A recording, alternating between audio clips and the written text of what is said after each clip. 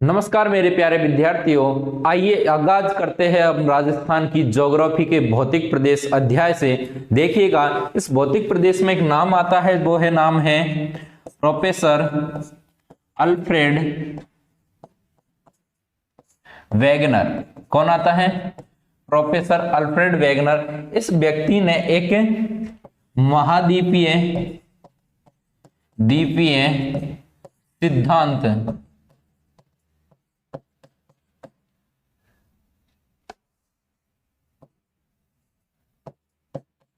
सिद्धांत दिया था। कब? 1912 की बात है। कब की? 1912 की। उस समय में कौन सा काल था?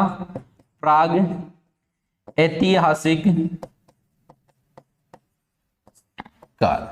इस समय की बात है और इस समय इन्होंने बताया कि भाई साहब, ये पूरी पृथ्वी, पूरी विश्व एक ही गोला थी, यानी कि एक ही गोला थी और उस गोले का नाम, पूरा विश्व एक ही गोला थी, ठीक है, जिसका नाम था पेंजिया। क्या नाम था?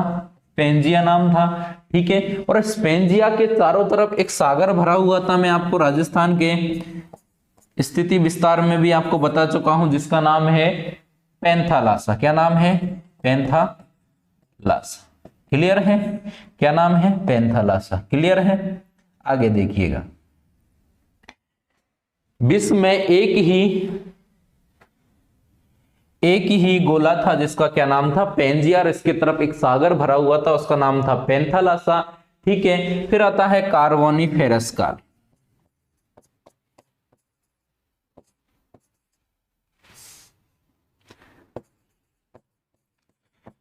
कार्बोनिफेरस काल।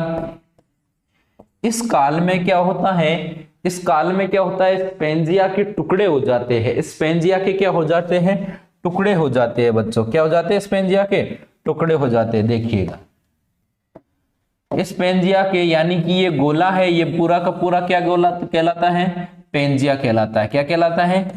पेंजिया कहलाता है, ठीक है। और इसके चारों तरफ जो पानी भरा हुआ है, इसी का क्या नाम था? पैंथालासा कहलाता है। पैंथालासा कहलाता है। अब इसका कार्बोनिफेरस काल में टुकड़े हो जाता है, तो टुकड़े हो जाने के बाद ये दो भागों में विभाजित हो जाता है। कितने भागों में? दो भागों में विभाजित होता है। पूरा ऊपर का भाग कहलाता है अंगारा लैंड और नीचे का भाग कहलाता है गोंडवाना लैंड। क्लियर है? अंगारा लैंड और गोंडवाना लैंड दो पार्टों में ये क्या हो जाता है? डिवाइड हो जाता है। क्लियर है? दो पार्टों में ये डिवाइड हो जाता है। ये बीच का जो पैंथालासा है, ये पैंथालासा पानी इन ये बीच का ये जगह में इसमें भर जाता है और इससे पैंथालासा नाम सागर का क्या पड़ जाता है? नाम टेथिस सागर। क्या नाम पड़ जाता है? टेथिस सागर नाम पड़ जाता है। ये अंगारा लैंड और गोंडवाना लैंड ही क्या है? पेंजिया है। क्या है? पेंजिया है। और ये टेथिस सागर का जल भरा हुआ है, यही क्या है? पैंथालासा है। क्या है बच्चों? यही है पैंथालासा। क्लियर है? अंगारा लैंड और गोंडवाना लैंड यही क्या है? पेंजिया है। और जो पानी भरा हुआ है टेथिस सागर, वही क्या है? पैंथालासा है। क्लियर है? चलिए आगे चलते हैं। मैं आपको बता दूं कि ये भारत का जो अधिकतम हिस्सा है, क्या अधिकतम हिस्सा किसका भाग है? आपको पता तो होना चाहिए। ये भाग है गोंडवाना लैंड और, यानी कि ये तो है उत्तरी भाग, आपको पता है, ठीक है। अगर यहां पे भी नहीं लेते हैं तो अपन इधर देख लीजिए, गोंडवाना लैंड और क्या है? टेथिस सागर। अगर पूरे भारत की लेते हैं कि भाई साहब भारत पूरा किसका हिस्सा है, तो गोंडवाना लैंड और टेथिस सागर का हिस्सा है। अगर अब बात करते हैं अपने राजस्थान की, तो ये अपना राजस्थान है। ये राजस्थान भी किसका हिस्सा है? ये राजस्थान भी गोंडवाना लैंड और टेथिस सागर का ही हिस्सा है। गोंडवाना लैंड और टेथिस सागर का हिस्सा है। क्लियर है? इन दोनों से ही मिलके अपने पूरे किसका है, इस महाद्वीप का निर्माण हुआ है। क्लियर है। अब आपको मैं बता दूं अपनी पृथ्वी की जो दिशा है, यानी कि अपनी जो पृथ्वी है जो गति करती है ना, यानी कि पृथ्वी गति करती है पश्चिम से, गति करती है पश्चिम से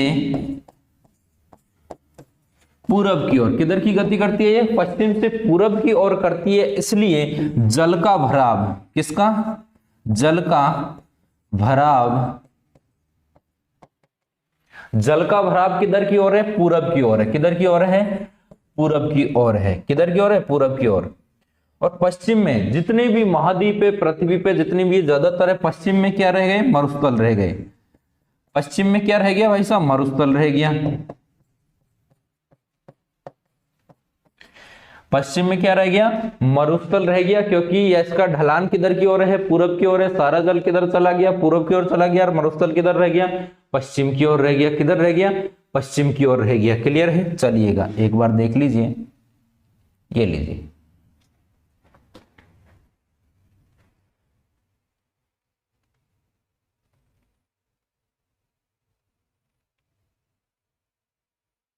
हो गया। चलिएगा आगे देखिएगा। अब ये टेथी सागर है, सॉरी ये अपना पेंजिया है जो टूटा है, दो टुकड़े में टूटा है, अंगारा लैंड और गोंडवाना लैंड। आगे जाके ये अंगारा लैंड और गोंडवाना लैंड का भी क्या होता है, टकराव होता है। टकराव होने के कारण दोनों के दोनों ही भिड़ के अनेक टुकड़ों में बिखर जाते हैं, और बिखरने के बाद ये जितना भी विश्व का नक्शा है, अलग अलग देश है, ये आपके महाद्वीप के रूप में बट गए थे। यानी कि सीधी सी बात है, दोनों में टकराव होने के कारण, यानी कि अंगारा लैंड और गोंडवाना लैंड दोनों में टकराव होता है। और ये क्या है, पूरा जो अंगारा लैंड गोंडवाना लैंड है टुकड़ों में टूट जाता है, और जहां जहां स्थल गया वहां पे क्या बन गए, महाद्वीप बन गए। और जहां जहां जल गया, जहां जहां जल गया वहां पे क्या बन गए, महासागर बन गए। यानी कि जब ये टकराव हुआ तो टेथी सागर भरा हुआ था, तो वो बिखरा तो टुकड़े हो गए। पृथ्वी के टुकड़े होने के कारण जहां जहां स्थल यानी कि जमीन गई वहां पे तो क्या हो गए, महाद्वीप बस गए। और जहां जल गया यानी टेथी सागर गया वहां पे क्या हो गए, महासागर बन गए। क्लियर है। अब मैं बात करता हूं कि अपने राजस्थान के इस भौतिक प्रदेश को जो बांटने का सर्वप्रथम जो श्रेय दिया जाता है, भौतिक प्रदेश को सर्वप्रथम, भौतिक प्रदेश को बांटने का श्रेय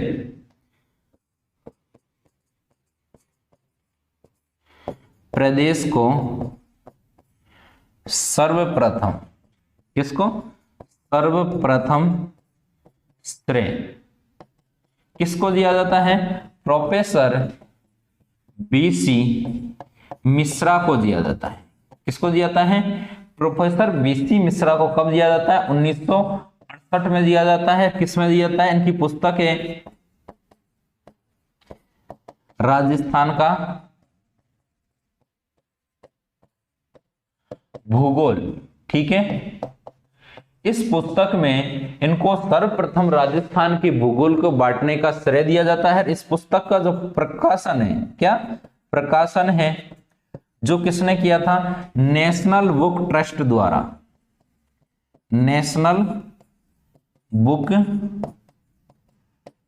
ट्रस्ट द्वारा प्रकाशन किया गया। किसके द्वारा, 1968 में नेशनल बुक ट्रस्ट द्वारा इसका प्रकाशन हो गया। और बीसी मिश्रा ने ही अपने राजस्थान के भूगोल को सर्वप्रथम बांटा था। और कितने भागों में बांटा था, 7 भागों में बांटा था। कितने भागों में बांटा था, 7 भागों में बांटा था।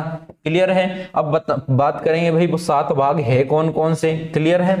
अब बात करेंगे वो 7 भाग है कौन कौन से, तो देख लीजिए 7 भाग है कौन कौन से।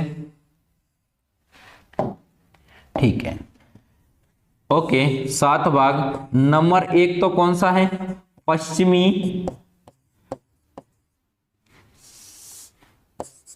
पश्चिमी मरुस्थल।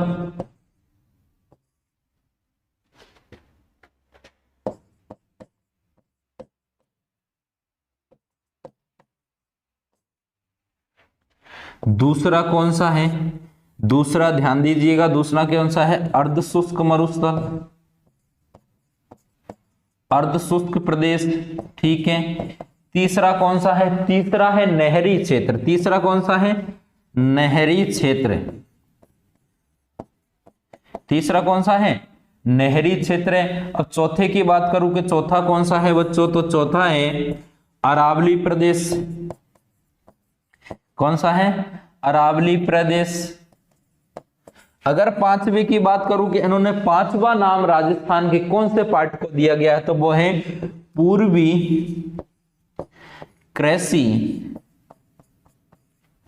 उद्योग क्षेत्र। पांचवा वो भाग बांटा है वो कौन सा है? पूर्वी उद्योग क्षेत्र। क्लियर है। अब मैं छठे की बात करूं तो छठा कौन सा है? ये है दक्षिणी पूर्वी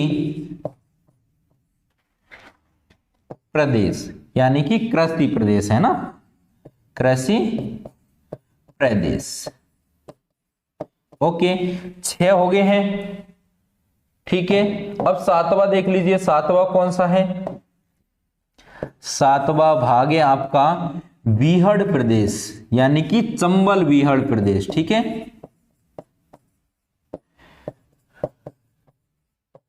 बीहड़ प्रदेश।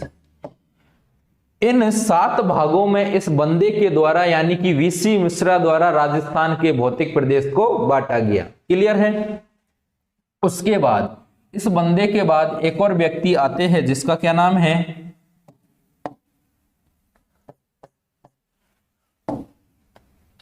एक और व्यक्ति आता है जिसका क्या नाम है? देखिएगा, A.K. Sen, professor A.K. Sen. इन्होंने 1968 के सिद्धांत को आधार मानकर दूसरे नंबर पर, कौन से नंबर पर? दूसरे नंबर पर किसको माना? राजस्थान के भौतिक प्रदेश को बांटा। फिर एक और व्यक्ति आता है जिसका नाम है प्रोफेसर रामलोचन। प्रोफेसर रामलोचन, इन्होंने कब बांटा था? 1971 में। कब बांटा था? 1971 में राजस्थान के भौतिक प्रदेश को बांटा। कब बांटा था? रामलोचन सिंह ने कब बांटा था? 1971 में बांटा था, परंतु राजस्थान का वास्तविक रूप से, राजस्थान का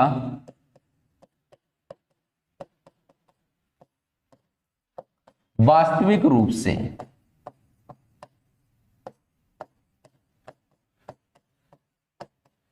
कितने भागों में? 4 भागों में विभाजित किया गया। कितने भागों में? 4 भागों में विभाजन किया गया है। कितने भागों में? 4 भागों में इसका विभाजन किया गया है। क्लियर है। ओके, इससे पहले आप ये स्क्रीनशॉट ले लीजिए।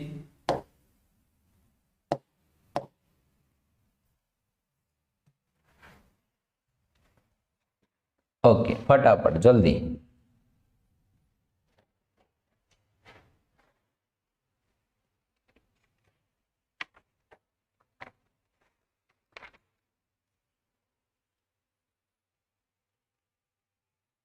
हो गया, ठीक है। चलिएगा, ठीक है। राजस्थान का वास्तविक रूप से 4 भागों में बंटा गया है और एक और व्यक्ति का नाम आता है जिसका नाम है हरिमोहन सक्सेना। अगर हरिमोहन सक्सेना की पुस्तक राजस्थान का भूगोल,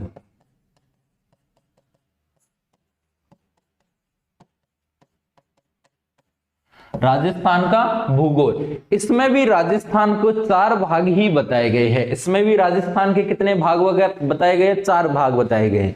वो चारों भाग कौन कौन से हैं? इस पुस्तक में भी राजस्थान के कितने भाग हैं?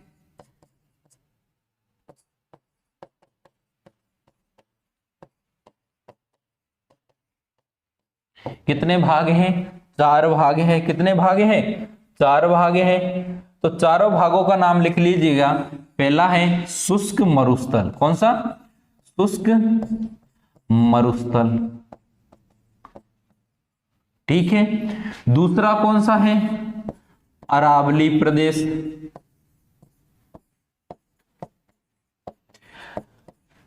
पहला है शुष्क मरुस्थल, दूसरा है अरावली, और तीसरा कौन सा है? पूर्वी मैदानी प्रदेश।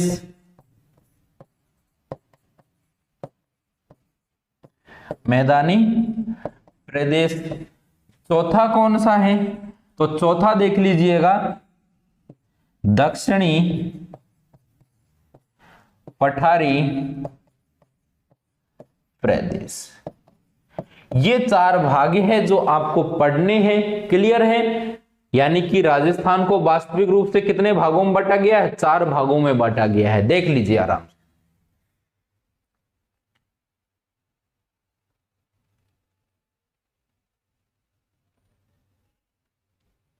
हो गया? चलिएगा अब इन चारों भागों को लेकर चर्चा करते हैं। डन। भौतिक प्रदेश। सबसे पहला है अपना मरुस्थल। क्या है? मरुस्थल।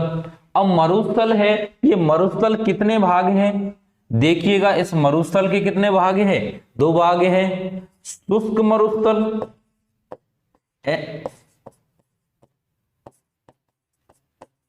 एन अर्ध शुष्क मरुस्थल।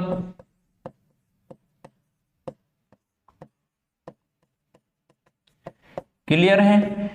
इसमें क्या आता है? बालू का स्तूप युक्त प्रदेश। ठीक है, नंबर 1। दूसरा क्या आता है? बालू का स्तूप मुक्त प्रदेश। बालू का स्तूप युक्त प्रदेश और बालू का स्तूप मुक्त प्रदेश। क्लियर है? अब इसमें क्या आता है? देखिएगा, इसमें भी क्या आता है? इसके भी 4 पार्ट है। नागौर उच्च भूमि प्रदेश, उच्च भूमि प्रदेश। क्लियर है? नंबर 1। दूसरा है शेखावाटी प्रदेश।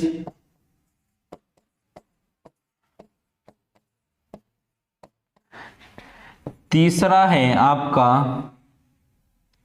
शेखावाटी प्रदेश हो गया। गोडवाड़ प्रदेश, गोडवाड़ प्रदेश यानी कि अर्ध शुष्क मरुस्थल के 4 भाग हैं। नागौर उच्च भूमि, शेखावाटी प्रदेश, गोडवाड़ प्रदेश, और चौथा कौन सा है? घग्गर प्रदेश, घंगर प्रदेश।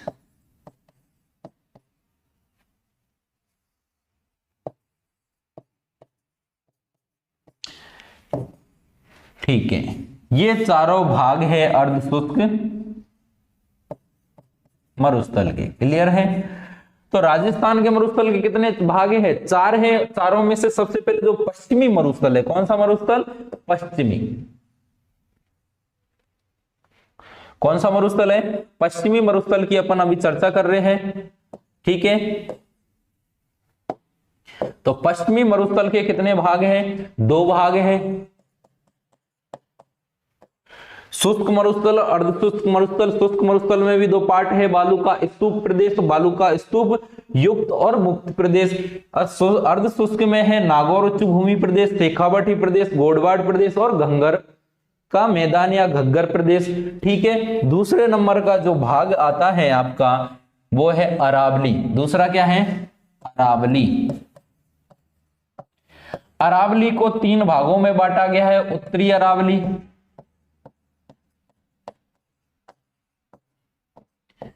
दूसरा कौन सा है? मध्य अरावली, तीसरा कौन सा है? दक्षिणी अरावली। क्लियर है? ये क्या है? आपकी भौतिक प्रदेश का सेकंड पार्ट यानी कि अरावली प्रदेश। क्लियर है? ओके, आगे देखिएगा। तीसरे नंबर का जो पार्ट है आपका वो है आपका पूर्वी मैदानी प्रदेश। पूर्वी मैदान क्या है? पूर्वी मैदान। और पूर्वी मैदान में सबसे पहला आता है माही बेसिन। क्या आता है सबसे पहले? माही बेसिन आता है। ठीक है, सबसे पहले आएगा आपका माही बेसिन। दूसरा आएगा चंबल बेसिन।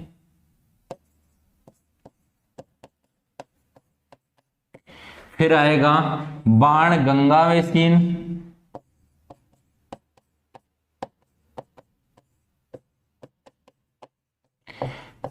क्या आएगा? बाण गंगा बेसिन। फिर आएगा बनास बेसिन। क्या आएगा? बनास बेसिन आएगा। क्लियर है? इसके ये 4 पार्ट है। इस बनास बेसिन में एक तो आता है मालपुरा करौलीवाड़ा क्षेत्र, और एक आता है मेवाड़ वाला प्रदेश। मेवाड़ प्रदेश, इसमें 2 भाग आते हैं। क्लियर है? पूर्वी मैदान को Mahi basin, Chambal basin, Banganga basin और बनास बेसिन में बांटा गया है। बनास बेसिन के 2 भाग है, मालपुरा और मेवाड़ बेसिन। क्लियर है? लास्ट बचा, अब अपना क्या बचा है? लास्ट बचा है। उससे पहले आप एक बार इसको देख लीजिए। ये लीजिए, पश्चिमी मरुस्थल के 2 भाग है, शुष्क मरुस्थल, अर्ध शुष्क मरुस्थल। इसमें बालू का स्तूप युक्त, आलू का स्तूप मुक्त प्रदेश। ठीक है, अर्ध शुष्क में नागौर उच्च भूमि, शेखावटी प्रदेश, गोटबाड़ प्रदेश, गंगर का मैदान। फिर अरावली में उत्तरी अरावली, मध्य अरावली, दक्षिणी अरावली। पूर्वी मैदानी में है माही, चंबल, बनास और बाणगंगा। उसमें है मालपुरा और मेवाड़। अब आएंगे अपन दक्षिणी प्रदेश पे। ठीक है, दक्षिणी प्रदेश में अपन देखते हैं, दक्षिणी प्रदेश की ओर देखिएगा। दक्षिणी प्रदेश,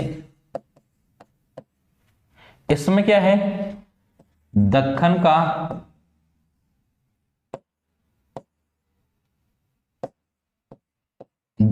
का लावा पठार, दूसरा क्या है?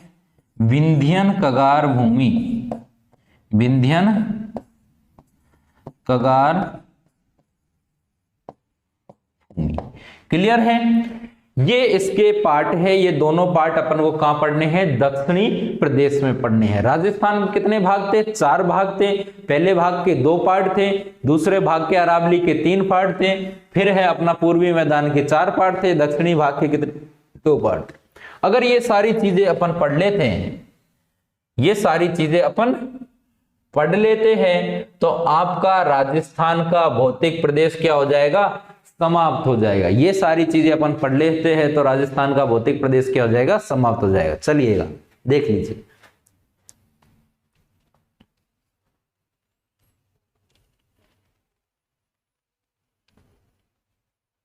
हो गया? चले, ठीक है। देखिए आगे देख लीजिए। इस मरुस्थल की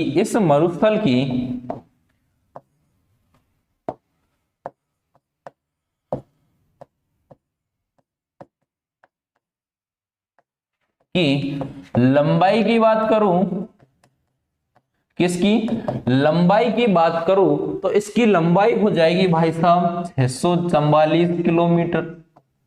और अगर चौड़ाई की बात करूं तो ये चौड़ाई हो जाएगी 300 किलोमीटर। अगर औसत ऊंचाई की बात करूं मरुस्थल की,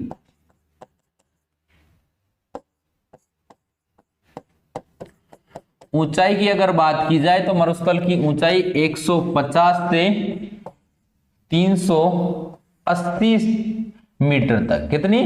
380 मीटर तक की इसकी ऊंचाई हो जाएगी। क्लियर है?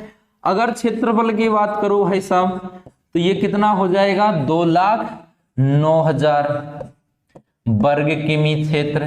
क्लियर है? अब पूरे विश्व का, किसका? पूरे विश्व के मरुस्थल का राजस्थान में ये थार का मरुस्थल कितना प्रतिशत है? यानी कि थार का मरुस्थल जो कुल मरुस्थल है ना, उस कुल मरुस्थल का कितने परसेंट अपने राजस्थान में है, ठीक है, कुल मरुस्थल का, कुल थार के मरुस्थल का,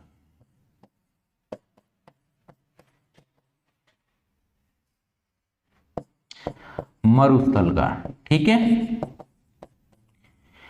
कुल थार के मरुस्थल का ये राजस्थान में कितना है, 62% है। कितना परसेंट है, 62%, यानी कि कुल मरुस्थल का 3/5 भाग, कितना भाग, 3/5 भाग अपने राजस्थान में है। क्लियर है, ओके। देखिएगा अब राजस्थान में बात करूं कि राजस्थान के क्षेत्रफल का ये कितना परसेंट है, तो राजस्थान के क्षेत्रफल का,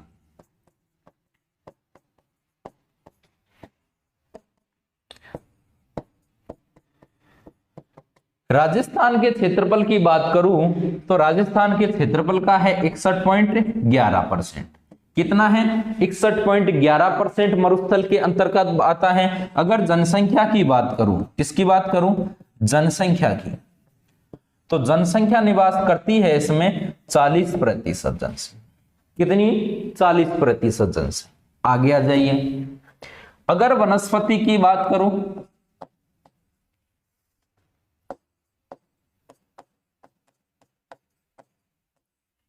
वनस्पति के बाद बात करूं मैं, अगर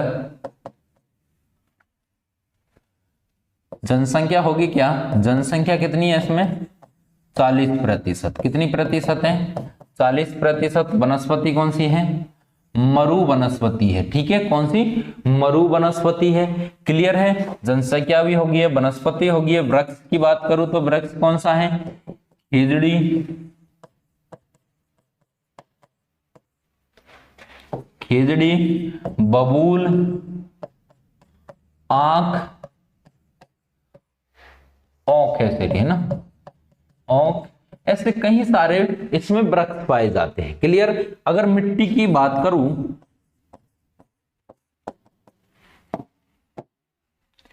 रेतीली,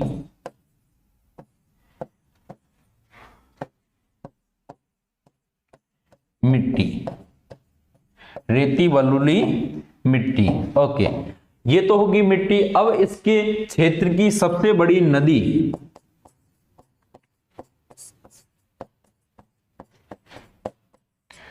इस क्षेत्र की सबसे बड़ी नदी की अगर बात की जाए तो वो है लूणी नदी। कौन सी, लूणी नदी, ठीक है। ये तो होगी भाई साहब नदी। अगर नहर की बात करूं, नहर है इंदिरा गांधी नहर। कौन सी है, इंदिरा गांधी नहर इस क्षेत्र में है। क्लियर है। सबसे बड़े जिले की बात करूं, बड़ा जिला कौन सा है यहाँ पे, जैसलमेर है। कौन सा है, जैसलमेर है, ठीक है। अगर मैं बांध की बात करूं कि इस मरुस्थल में सबसे बड़ा बांध कौन सा है, ठीक है, बांध की अगर बात करें तो बांध है जवाई बांध। कौन सा बांध है, जवाई बांध है। कौन सा बांध है, जवाई बांध है। अब भाई साहब शहर की बात की जाए कि शहर कौन सा है यहाँ पे, यहां पे शहर है आपका जोधपुर शहर। कौन सा, जोधपुर शहर। कौन सा शहर है, ये सबसे बड़ा क्या है यहाँ पे शहर है, सबसे बड़ा, सबसे बड़ा क्या है ये शहर है। और सबसे बड़ा जिला कौन सा है, जैसलमेर है। अगर इस मरुस्थल की बात करूं कि भाई साहब कितने जिलों में फैला हुआ है, ये राजस्थान में, राजस्थान में कितने जिलों में है, 18 जिलों में। और पहले नवीनतम जिले नहीं बने थे, उससे पहले खाली 12 जिलों में था। कितने जिलों में था, 12 जिलों में था। अगर मैं आज बात करूं तो राजस्थान में ये मरुस्थल कितने जिलों में है, 18 जिलों में। क्लियर है। अब बात करें कि अरावली के पश्चिम में, अरावली के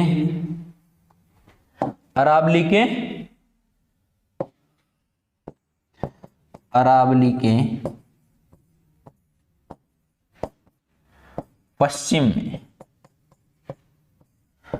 कितना परसेंट मरुस्थल है, 58% क्या है, मरुस्थल है। ये कितना परसेंट है? 58% मरुस्थल कहाँ है? अरावली के पश्चिम में है। क्लियर है? चलिएगा एक बार देख लीजिए, स्क्रीनशॉट ले लीजिए आप लोग, ये लीजिए।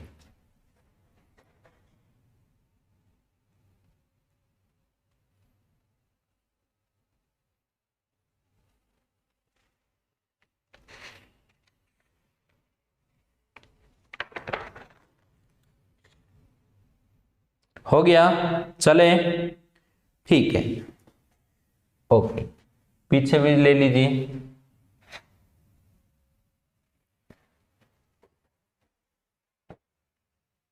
डन, ठीक, आगे चलिए। अब ये मरुस्थल है, इस मरुस्थल में एक उद्यान भी पाया जाता है। उस उद्यान का नाम क्या है? तो मरुस्थल में उद्यान का नाम, इस मरुस्थल का एक उद्यान है और उस उद्यान का नाम है राष्ट्रीय मरु उद्यान। राष्ट्रीय मरु उद्यान। कौन सा उद्यान है? राष्ट्रीय मरु उद्यान। क्लियर है? आगे अगर मैं बात करूं इस मरुस्थल में, इस मरुस्थल की अगर मैं बात करूं तो इस मरुस्थल को सबसे नवीन एवं युवा मरुस्थल माना गया है।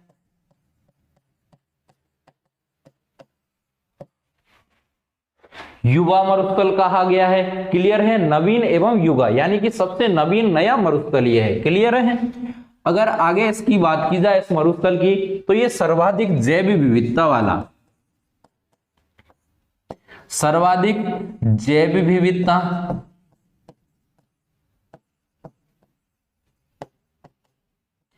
विविधता दूसरा है जनघनत्व, सर्वाधिक जनघनत्व वाला, सर्वाधिक क्या है? कृषि वाला, और क्या है? सर्वाधिक जनसंख्या वाला, सर्वाधिक खनिज वाला, और सर्वाधिक परंपरा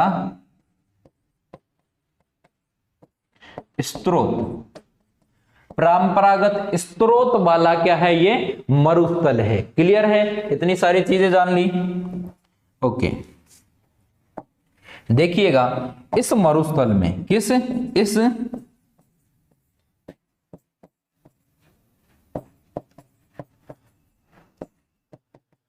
खनिज एवं कहीं सारी मात्रा में पेड़ पौधे और वृक्ष मिलने के कारण इसे सर्वाधिक जैव विविधता वाला मरुस्थल कहा गया है। मैं आपको बता दूं, पूरे विश्व में इस मरुस्थल को पूरे विश्व में एकमात्र जैव विविधता वाला मरुस्थल माना गया है। एकमात्र जैव विविधता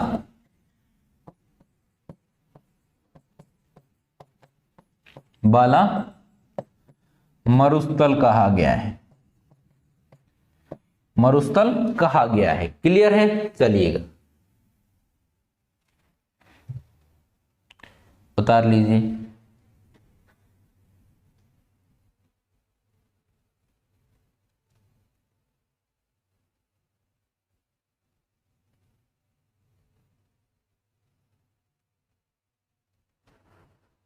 हो गया? चले,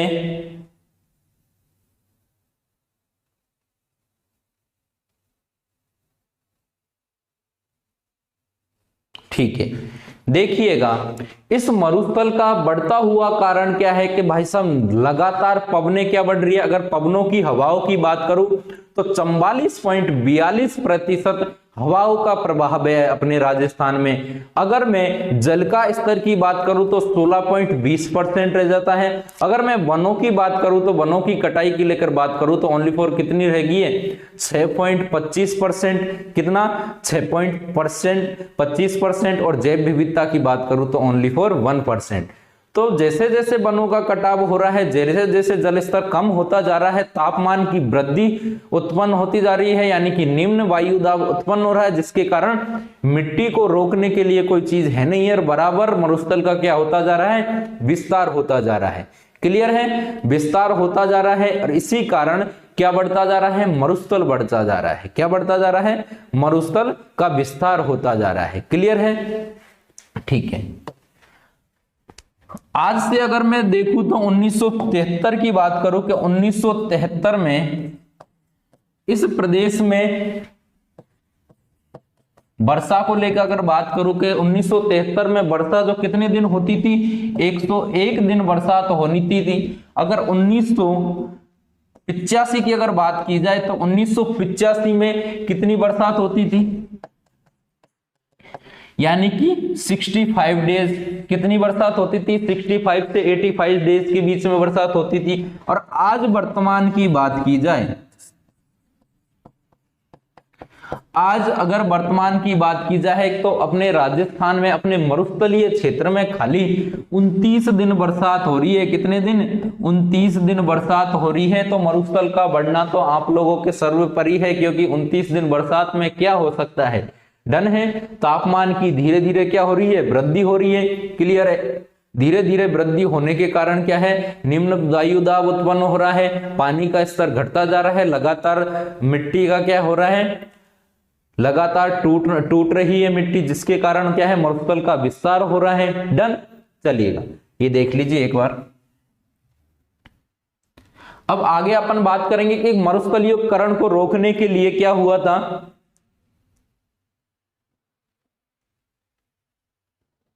ठीक है, अब 1994 की बात है। कब की बात है, 1994 की बात है। 1994 एक मरुस्थल को रोकने के लिए मरुस्थलीयकरण एक संघ का आयोजन किया गया। किसका, 1994 में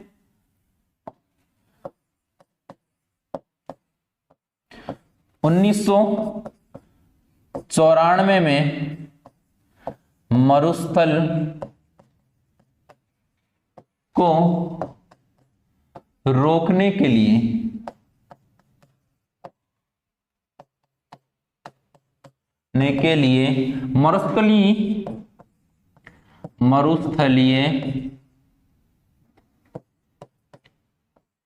मरुस्थलीय संघ बनाया गया।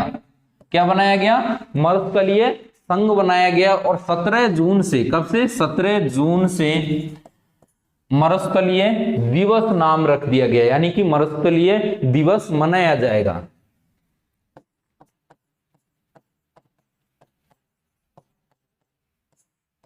यानी कि 17 जून को क्या था, मरुस्थलीय दिवस मनाया जाएगा इस दिन। और इस दिन ये संघ का निर्माण हुआ कि भाई साहब इस तापमान को कम किया जाए, पेड़ पौधे लगाए जाए, ठीक है, पेड़ों की कटाई कम की जाए, इस तरीके की इसमें कुछ नियम बनाए गए। और 17 जून को क्या बना दिया कि इस दिन क्या होगा कि मरुस्थलीकरण दिवस मनाया जाएगा। इस दिन ज्यादा से ज्यादा पेड़ पौधे वगैरह, पेड़ों की कटाई को रोका दिया जाएगा। ठीक है, ठीक है। तो सबसे पहले ये दिन, ये दिवस कब मनाया गया, 17 जून 1995 को मनाया गया था। कब बनाया गया था, 17 जून 1995 को। अगर आज की बात करूं कि 17 जून 2023 की, इस 2023 की मरुस्थलीय दिवस की अगर बात की जाए तो इस 2023 की थीम थी उसकी भूमि उनका अधिकार। ठीक है, ये 17 जून 2023 को मरुस्थलीकरण दिवस मनाया गया। और इस दिन की जो थीम थी उसकी भूमि उसका अधिकार मनाया गया, यानी कि जिसकी भूमि है उसका ही उस पर अधिकार है, और उसको सुरक्षित करना, उससे मरुस्थल से बचाने का उसी का अधिकार है। इस तरह की एक क्या चलाई गई, थीम चलाई गई। क्लियर है, ठीक है, देख लीजिए।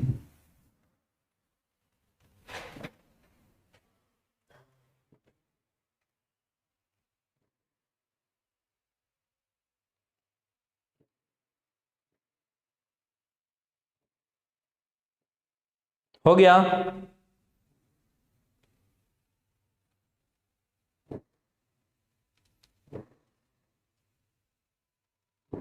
ठीक है, आगे देखिएगा, ये मरुस्थल है, किसका है? ज्यादातर जो हिस्सा माना गया है टेथिस सागर का, किसका?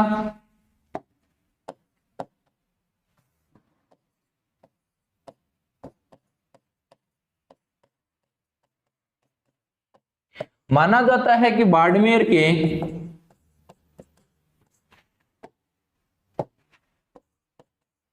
गूडामलानी क्षेत्र में तेल के सबसे कम गहराई पर कुएं हैं। ठीक है, क्या है? कुएं हैं। और इस टेथिस सागर में क्या था? एक सागर था, पानी का सागर था। इसमें क्या थे भाई साहब? खारा पानी था। खारे पानी के कारण यहाँ पे क्या थी? चट्टाने। और चट्टाने कौन सी थी? अवसादी। और अवसादी चट्टानों के कारण ही यहाँ पे खनिजों और तेल का मिलने की संभावना को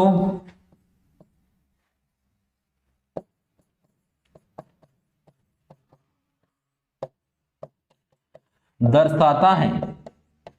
तेल के मिलने की संभावना को क्या करता है? ये दर्शाता है। क्लियर है? ठीक है। इन मरुस्थलीय क्षेत्रों में बरसात के भर जाने के कारण कुछ पानी जो एकत्र हो जाता है, जिसको अपन क्या कहते हैं? पलाया कहते हैं। क्या कहते हैं? पलाया कहते हैं।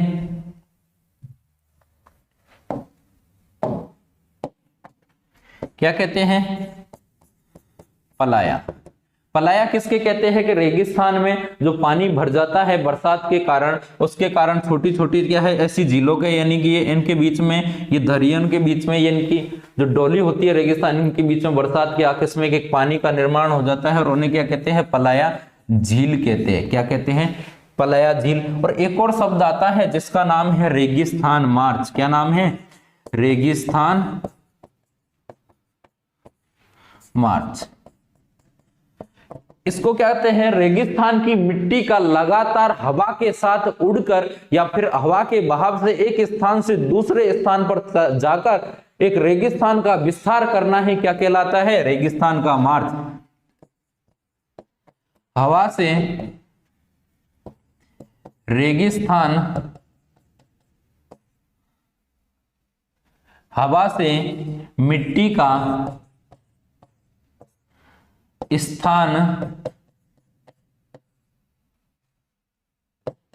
स्थान परिवर्तन करके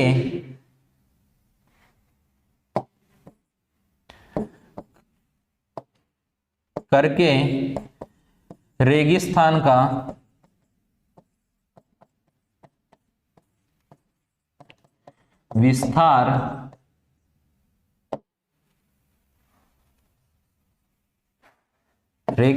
का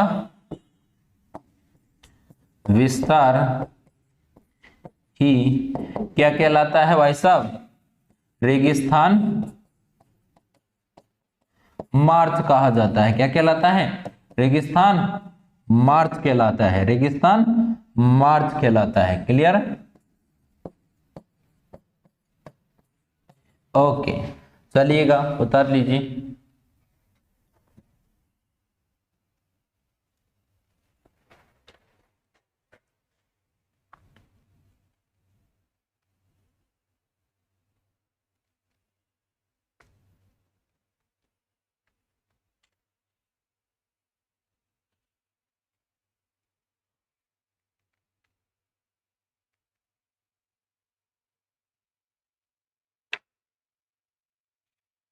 हो गया, चलिएगा।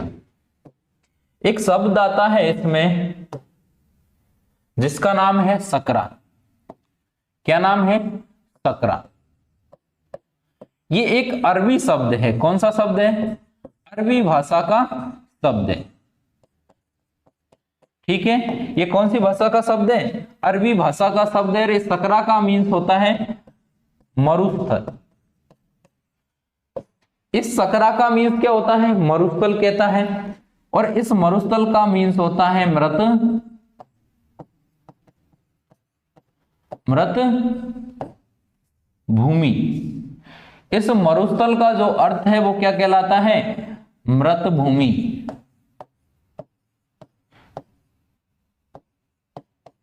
मरुस्थल का अर्थ क्या है? मृत भूमि होता है बच्चों। क्लियर है? देखिएगा, यानी कि वृक्ष रहित क्षेत्र, यानी कि क्षेत्र ही क्या कहलाता है? मरुस्थल कहलाता है। क्या कहलाता है? मरुस्थल कहलाता है। सकरा एक शब्द है जो अरबी भाषा का है। इसका अर्थ होता है मरुस्थल। मरुस्थल का अर्थ होता है मृत भूमि। ठीक है, मृत भूमि होता है।